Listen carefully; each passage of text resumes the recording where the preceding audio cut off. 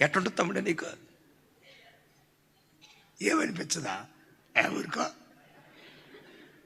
అమ్మ. మీ హాస్పిటల్లో అయ్యా, ఈ హాస్పిటల్లో డాక్టర్ గారు ఎవరు అని అన్నారు.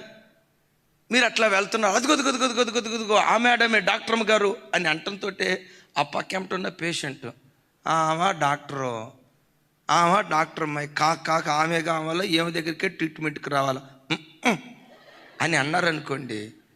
ఎంబీబీఎస్ చదివి ఎండి చదివి ఇంత పొడుగు డిగ్రీ పెట్టుకున్న నన్ను పట్టుకుని రే నా దగ్గరికి రా, ఆపరేషన్ చేసి కత్తెరలో కడుపులో పెట్టేస్తా. కథం. ఇతడు ఎలాగూ మనలను రక్షింపగలడని కొంతమంది పనికిమాలినోళ్ళు అనుకుంటున్నారట. బిడ్డలారా, నీ చుట్టూతో కూడా కొంత పనికిమాలిన బ్యాచ్ ఉంటుంది. ఆ పనికిమాలినోళ్ళకు ఉన్న పని ఒకటే, 24 గంటలు విమర్శించటం. నేను ఒకటి చెప్తాను, అసలు ఈ పనికిమాలినోళ్ళని జీవితంలో ఎప్పుడు పట్టించుకున్నావా నువ్వు పనికిమాలినోడు అయిపోయినట్టు లెక్క. ఒకటే గుర్తుంచుకో, ఎక్కడ నువ్వు ఎంత మంచిగానన్నా బ్రతుకు, ఎంత నీతిగానన్నా బ్రతుకు, ఎంత ఖచ్చితంగానన్నా బ్రతుకు, ఈ పనికిమాలిన కొందరు నీ మీద రాళ్ళేస్తారు. అప్పుడు నువ్వు గుర్తు తెచ్చుకోవాల్సింది ఏంటో తెలుసా? గజరాజంబు రాజవీధిన నడుచుచుండ మురుగుచుండు.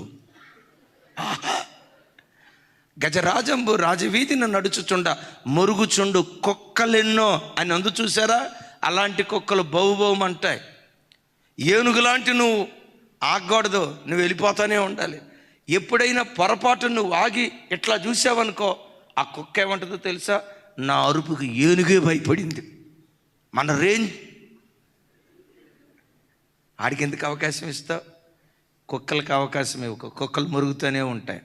ఏ పిలుపు చేత పిలువబడ్డావో, ఏ దర్శనం చొప్పున పిలువబడ్డావో, నీ పిలుపును ఏర్పాటును జ్ఞాపకం చేసుకొని క్రీస్తు పని నిమిత్తం నువ్వు సాగిపోతూ ఉందువుగాక. చప్పలు కొడుతూ స్తోత్రాలు చెప్దాం. ఇప్పుడు నోవా ఉన్నాడు, పదే పరిచర్యకు అందుబాటులో ఉంటాడు అనుకోండి. నోవాను చూసి ఆ జోర్డాన్